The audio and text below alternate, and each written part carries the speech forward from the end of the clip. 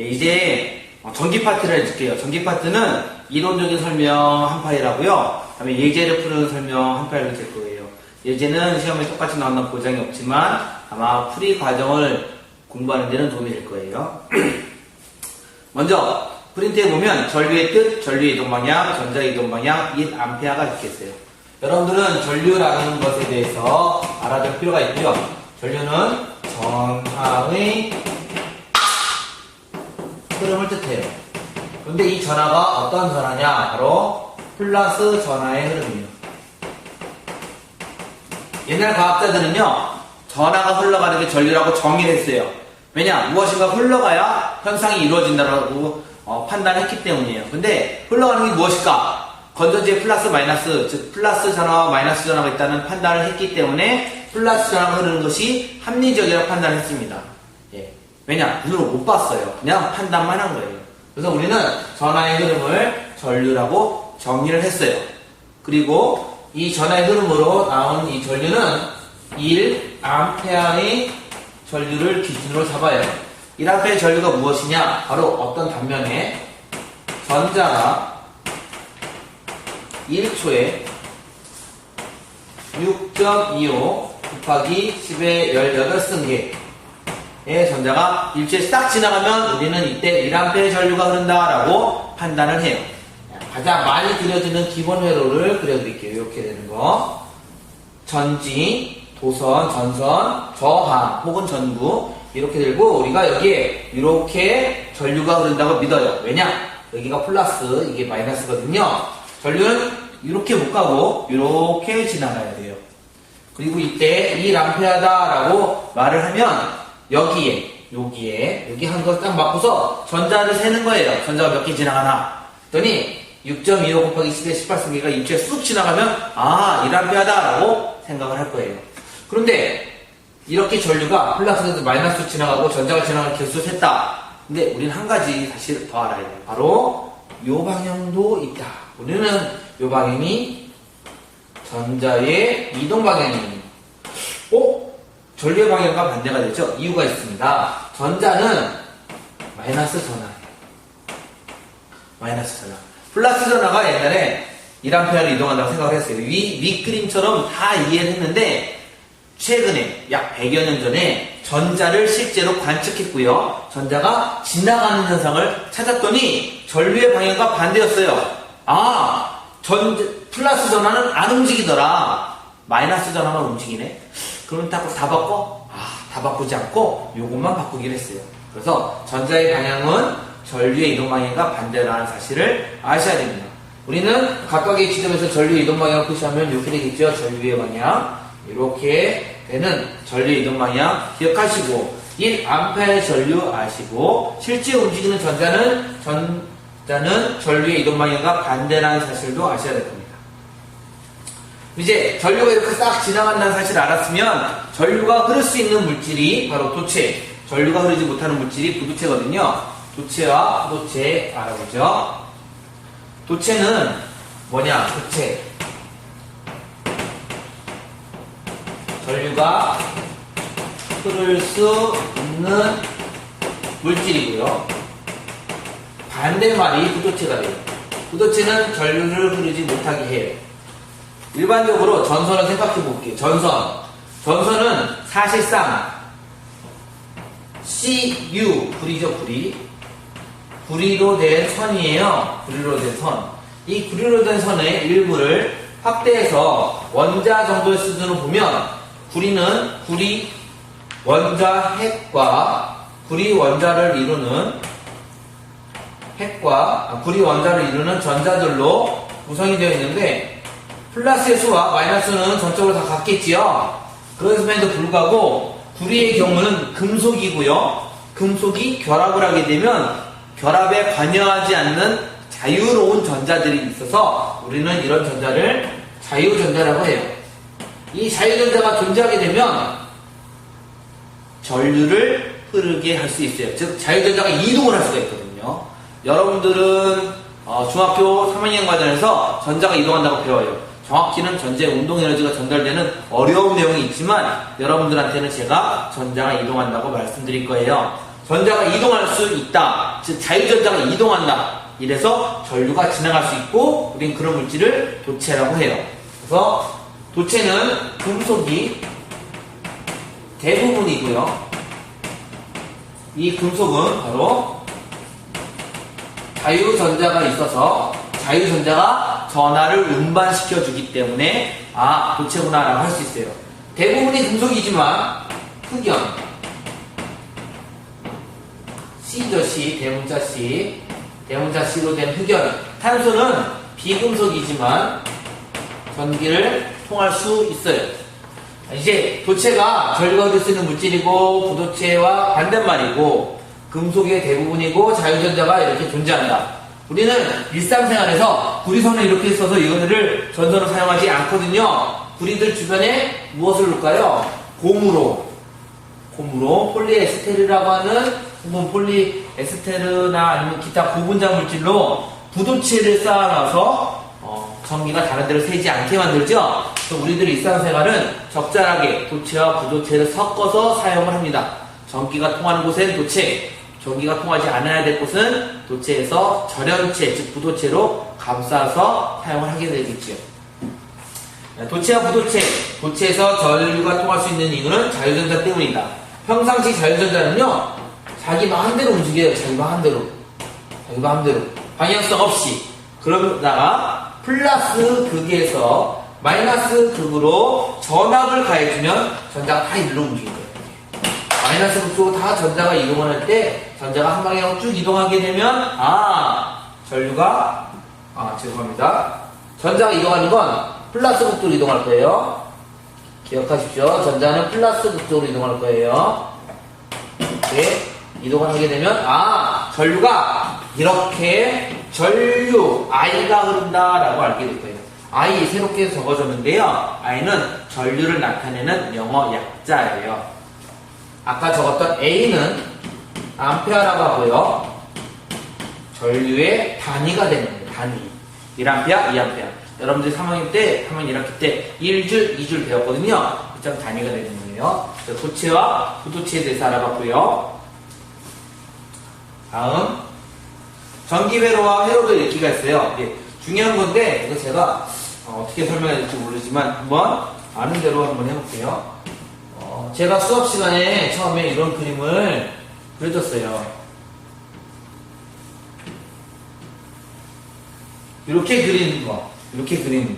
이게 진짜 건전지 모양, 전선, 전구, 전선 이렇게 연결됐으면 얘를 건전지가 여기가 플러스극이니까 플러스극 길게, 마이너스극 짧게, 전구 동그라미에 이런 기호 넣어서 이렇게 연결하는 거예요. 우리는 이걸 회로도라고 해요. 선과 기호로 실제 회로를 나타낸 걸 회로도라고 해요. 이 회로도의 기호들에 얘는 전구, 얘는 저항 이렇게 있고, 얘는 스위치. 이때는 전기가 통하지 않는 거, 이때는 전기가 통하는 거라고 알 수가 있겠죠. 그래서 이런 것들을 가지고 회로를 표현할 거예요. 이거 여러분들이 연습을 해야 돼요. 제가 좀 되지 않는 실력이지만 그림을 그려볼 테니까 한번 연습을 해보시기 바래요. 건전지가 하나, 둘, 셋, 4개가 되어 있고요. 그래서 이렇게 전선을 연결해서 전구가 하나, 둘 연결되어 있고요.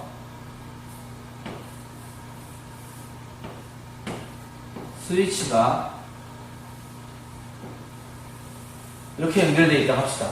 선이 복잡하게 되어 있지만 사실상 얘의 회로도는 어떻게 표현할 수가 있냐. 선이 휘어진 거, 이렇게 막 휘어진 거 다 무시할 수가 있고요. 이것만 먼저 보면 건전지의 플러스 극이 여기고 마이너스 극이 여기므로 플러스 길게, 마이너스 짧게, 길게, 짧게, 길게, 짧게, 길게, 짧게 4개를 그려야 되겠죠. 4개니까. 그 다음에 전구가 2개가 있어요. 위로도 있고 아래로도 있고 다 상관없이 전구 2개가 선으로 하나로 연결되어 있는 걸 알 수가 있으니까 직렬로 연결되어 있다는 뜻을 알 수가 있어요. 직렬. 이렇게 직렬. 잠시 뒤에 배울 겁니다. 다음에 여기 스위치가 있으니까 스위치가 받쳐져 있고요. 그래서 이렇게 연결해서 그릴 수가 있어요. 이렇게 그리는 걸 회로도로 표현하는 거예요. 회로도로 표현할 수 있으면 참 좋겠습니다. 여기서 몇 가지 제가 보충으로 밑에 있는 것까지 합쳐서 같이 할게요. 이런 회로에서 전자가 움직이는데 우리는 전자가 움직이는 것보다 이제 전류가 지나간다는 표현을 더 자주 할 거예요. 전류는 플러스에서 마이너스로 실제로 이렇게 지나가서 가겠지요. 전류의 이동 방향은 이 방향이 되겠죠. 전류는 전자의 개수로 알아낸다는 뜻이므로 여기에 어떤 숫자의 전류가 지나가면 여기도 같은 숫자의 전류가 지나가요. 그래서 2A가 이렇게 지나갔으면 이 2A가 여기도 똑같이 측정이 될 거예요. 2A를 측정하는 것은 전류계라고 하는 기계를 측정하는데 전류계는 지나가는 것을 끊고서 여기에서 세야 돼요. 혹은 여기에서 세야 되고요. 혹은 이렇게 끊고서 직렬로 연결해서 세요. 전류계라 하면.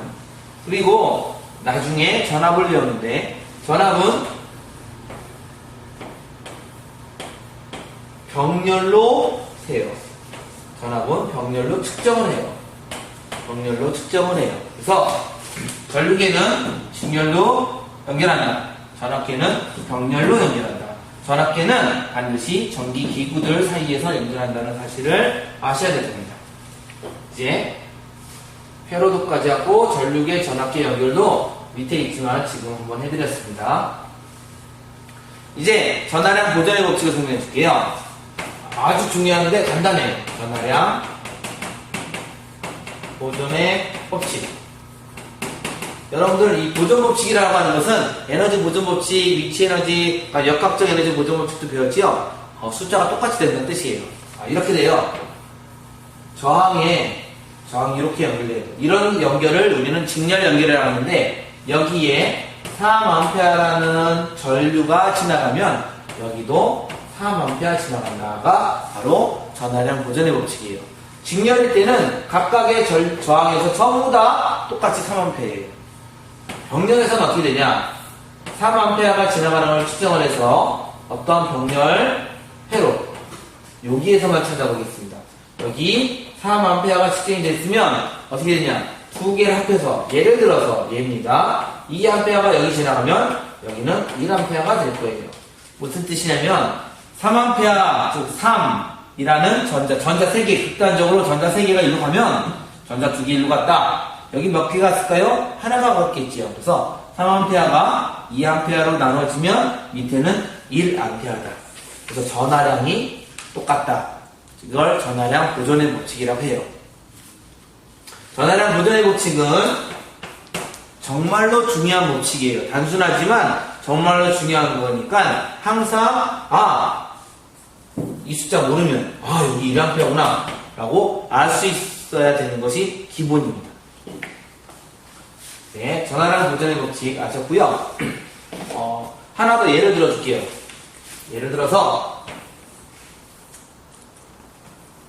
여기에 2A가 흘렀다는 사실을 알았어요. 그러면 이곳에서 4초간 지나간 전자수를 구할 수 있을까요? 네, 구할 수 있습니다. 전자수라고 했죠. 4초라고 했고요. 그러면 먼저 여기에 전류는 2A인 걸 알 수가 있고요. 2A이므로 2 곱하기 6.25 곱하기 10의 18승계의 전자가 지나가는 거예요. 1초에. 그리고 4초이므로 4 곱하기 2 곱하기 6.25 곱하기 10의 18승계의 전자가 지나갑니다. 이게 1초에 지나가는 숫자죠. 그러니까 4초는 4를 더 곱해줘야 되겠죠. 그리고 나서 계산할 거예요. 곱하면 8 곱하기 6.25 곱하기 10의 18승. 좀 더 예쁘게 계산하면 48 다음에 16, 그 다음에 40이 되죠? 48, 16, 그 다음에 40이니까 48, 16, 40. 여기 한번 올라가서 숫자 하나 더 올라가니까 50.00 곱하기 10에 18승계의 숫자가 되겠죠? 그리고 다시 써서 5 곱하기 10의 19승이라는 숫자로 만들 수 있어요. 계산 과정이 제가 지금 잠깐 계산을 검색해보면 맞네요. 예, 맞습니다. 그러면 이렇게 계산을 해주는 것이 좀 더 깔끔한 방법이니까 이 계산 방법까지 알아두시면 몇 초에 전류가 어떻게 지난다, 몇 개, 전자가 몇 개 지나가는 사실 알 수가 있을 겁니다. 이제 직렬 연결과 병렬 연결 가르쳐 드릴게요. 직렬은 이렇게 연결합니다. 이런 걸 직렬 연결이라고 해요. 선이 쭉 연결이 되는데 하나가 선 사이에 파고드는 게 직렬 연결이고요. 병렬은 선을 나누어서 연결하는 게 병렬이에요. 직렬은 선을 쭉 한 선 따라, 병렬은 선을 여러 개로 나누는 게 병렬이에요. 혼합은 이렇게 되어 있으면 혼합이 되겠죠. 예. 그래서 직렬, 병렬이 무엇인지 알았으면 실제로 여러분들이 직렬과 병렬을 경험하는 것은 저항과 전지입니다. 볼게요. 저항의 직렬, 이런 경우입니다. 이런 경우. 다음에 저항의 병렬, 이런 경우입니다. 다음에 전지의 직렬, 이런 경우입니다. 전지의 병렬.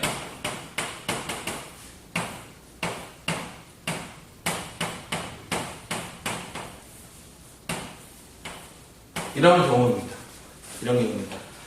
이제 알아둘 점. 이때는 숫자를 더합니다. 이때는 특별한 계산법이 있습니다. 이때는 전압의 숫자를 더합니다. 이때는 하나짜리와 똑같습니다. 예. 알아두시면 도움이 될 겁니다. 다음, 전압의 뜻과 전류계 전압계 연결, 저항의 뜻, 그 다음에 전류계 전압계 읽기를 설명해 드릴게요. 먼저 전압. 우리 교과서에 전압이라 하면 전류를 흐르게 하는 능력이라고 했습니다. 전류를 흐르게 하는 능력, 즉 전류를 확 밀어줄 수 있는 능력을 전압이라고 하는데, 이 전압이 바로 수압과 비슷합니다. 수압이 존재해야 물이 흐를 수 있듯이 전압이 존재해야 전지에 아까 회로에서 전류가 흐를 수 있습니다. 전류계 전압계 연결하는 방법을 말씀드리면 아까 했는데 볼게요. 여기 저항이 있을 때 이 저항에 전류가 이렇게 흐른다.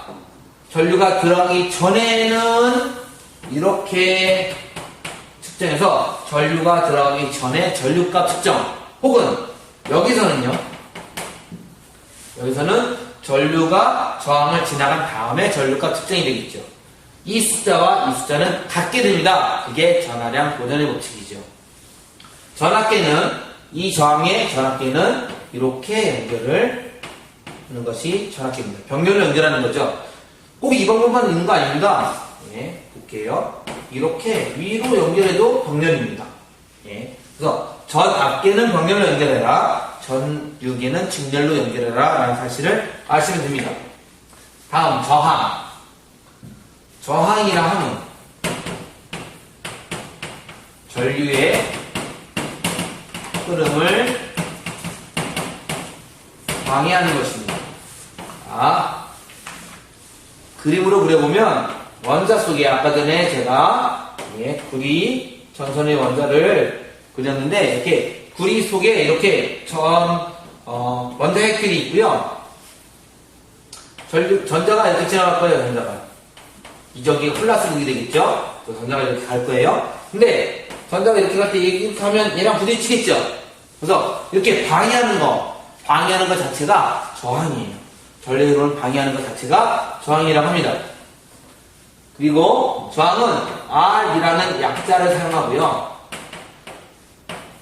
옴이라는 단위를 씁니다.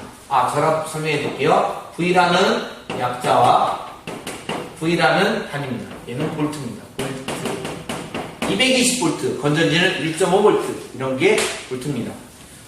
이제 저항, 전류 흐름을 방해하는 거 아셨고요. 여러분들은 전류계, 전압계는 실제로 사용하지 않았습니다. 하지만 전류계는 여러분들이 다 사용을 해봤습니다. 전류계는 탐구를 해보면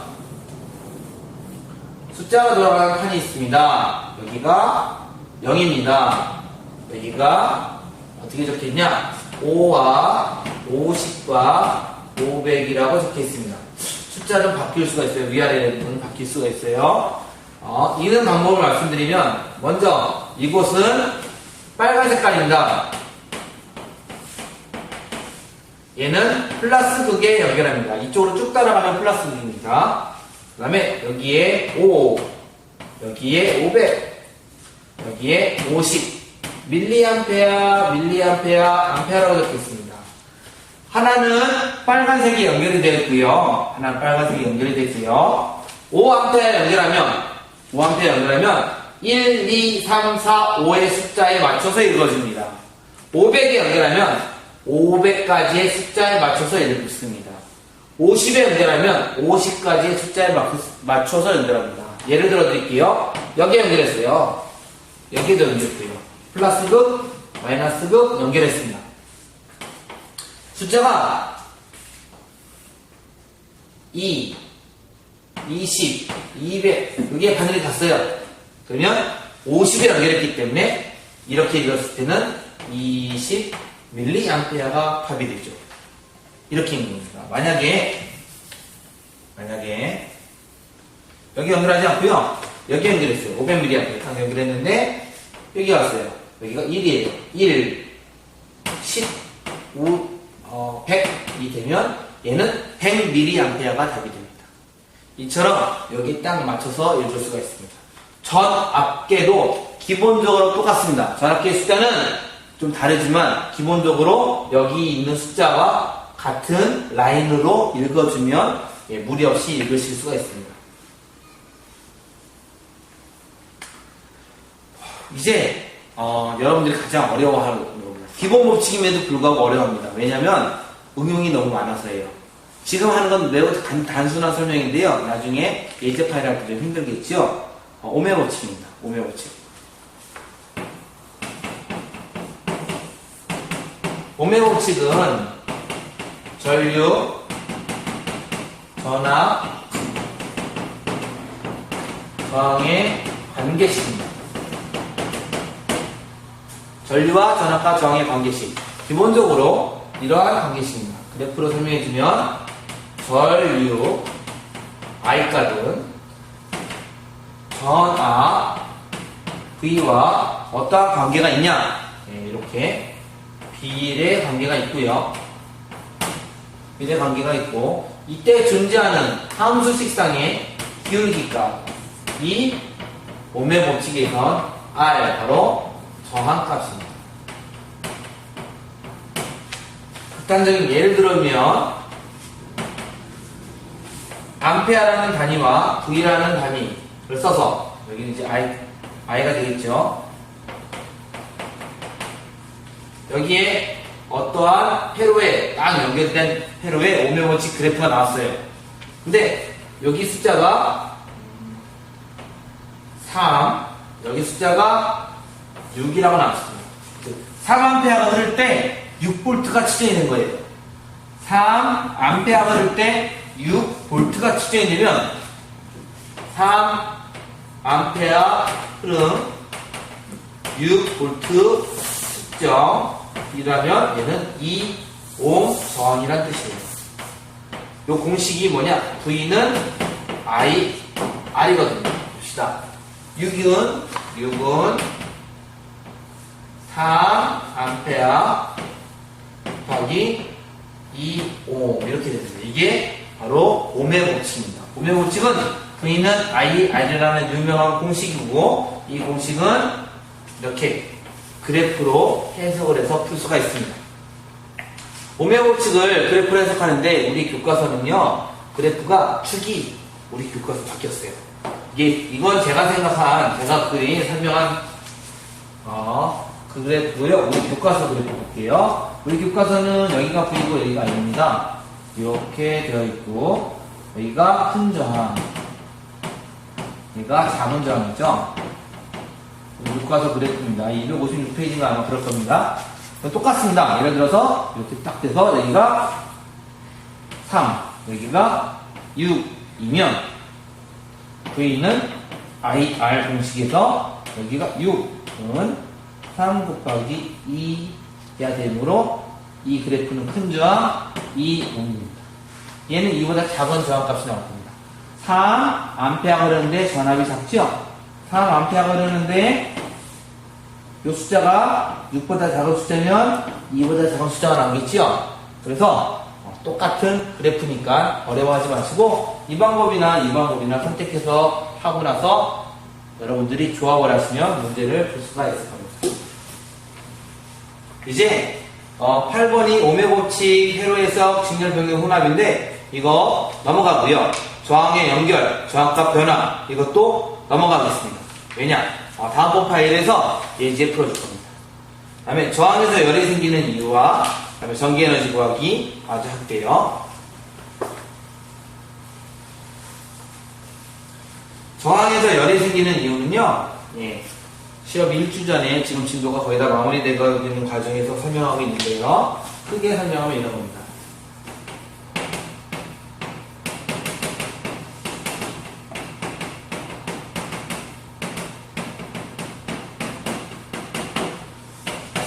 자유전자가 많은 어떤 도체 안에서 자유전자가 두 개 있어요. 얘가 전압을 받아서 일로 갈 거고 얘도 일로 갈 거예요. 근데 중요한 건 얘는 잠시 뒤에 가다가 보면 얘한테 부딪히겠죠. 부딪히면 전자와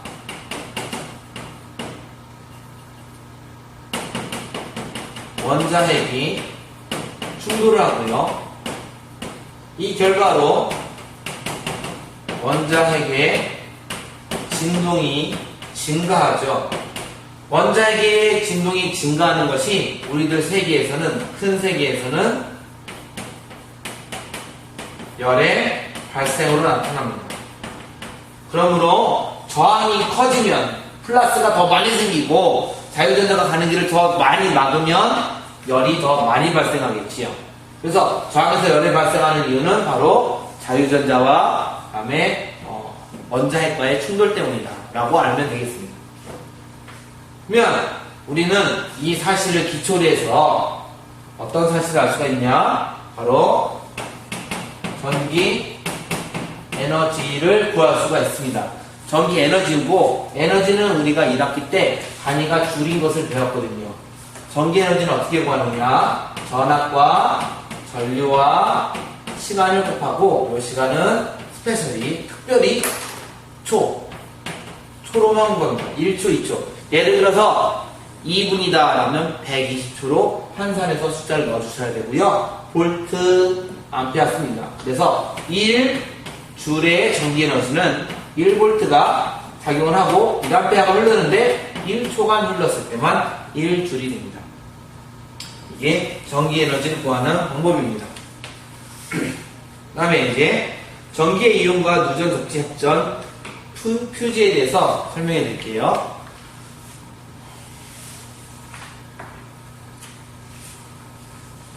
여러분들 전기를 이용할 때는요, 먼저 안전하게 이용해야 되겠죠.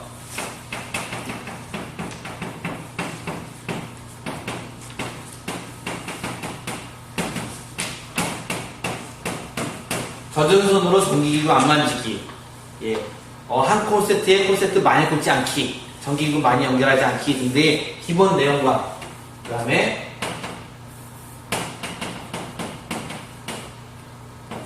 전략 이용이 있지요. 올해 여름철에 우리나라 원자력 발전소가 몇 개 고장나는 바람에 전력난이 매우 심했죠. 그때 전략 이용을 하기 위해선 어떻게 해야 될까? 이거 우리 교과서에 어떻게 표시가 되어 있냐면 272페이지에 5가지 경우로 있습니다. 와, 5가지.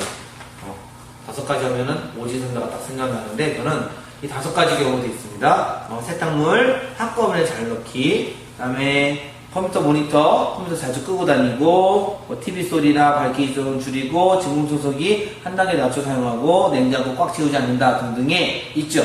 이런 것들은 전력 이용에 관련된 거. 또 젖은 손으로 안 만지고 등등은 안전한 이용에 관한합니다. 이러한 이용법에 대해서 알아두시고, 그 다음에 누전은 뭐냐? 누전은 회로 이외로 전류가 흐르는 현상이에요. 회로 이외로 전류가 흐르기 때문에 우리가 전류가 흐르는지 모르고 만지면 감전될 수가 있어요. 그래서 누전을 방지하는 방법이 바로 접지예요. 누전 방지 방법이고요. 주로 땅으로 접지해요. 접지를 이렇게 표현해요. 이렇게. 이게 접지 표현이고요. 접지 표현이고 땅으로 접지합니다. 그 다음에 합선이라 하면 저항이 0이 되는 경우입니다. 저항이 0. 그러면 과전류가 생깁니다. 과전류가 왜 문제일까요? 에너지는 V 곱하기 I 곱하기 T거든요. 이 숫자가 막 증가해요. 오메 법칙에 따라서 얘도 증가해요. 제곱의 효과로 에너지가 증가하므로 과전류는 바로 화재로 만들어질 수 있어요. 그러므로 과전류의 화재를 방지하기 위해서 우리는 퓨즈라는 안전장치를 사용하는데 녹는 온도가 낮은 전선을 집어넣어서 열이 나면 그 전선이 끊어지니까 전기가 차단되는 효과를 얻습니다. 그게 바로 퓨즈입니다. 네, 단원 조합 문제가 필수입니다. 역시 여러분들 꼭 풀어보시면 되겠고요. 세 번째 파일은 제가 이제 회로도 몇 개를 쭉 준비해서 드릴 거예요. 회로도 몇 개를. 이 회로도 몇 개 해서 여러분들은 지금 준 프린트에 저항의 연결, 저항값 변화, 오메 법칙에서 다 모든 저항을 다 구해보는 거. 그 다음에 전기 에너지까지 구해보는 거를 한번 해보도록 하겠습니다. 그러면 다음번 파일 잘 보시길 바랍니다. 다음번 파일 볼 때는 특별히 이번 파일 내용을 숙지한 상태에서 보는 거에 도움이 될 수 있습니다.